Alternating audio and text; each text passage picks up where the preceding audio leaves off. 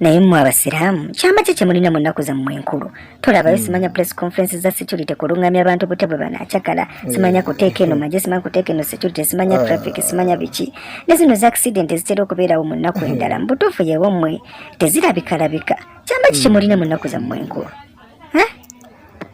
alhamdulillah ekisookera ddala kusaasira kwa mukama katonda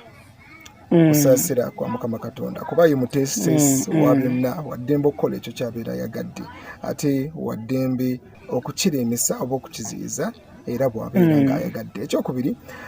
nsanyuka yaffe ey'abasiraamu tusanyuka mu mbeera ya bukkakkamu tetusanyusa kabyo tetusanyusa fujjo tusanyuka mu bukkakkamu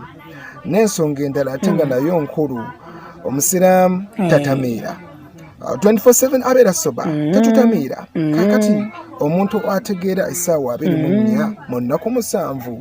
golowooza ensonga ki esobola okumutuukako ey'obulabe okuggyako nga mukama katonda asazeewo kyekyama kyammwe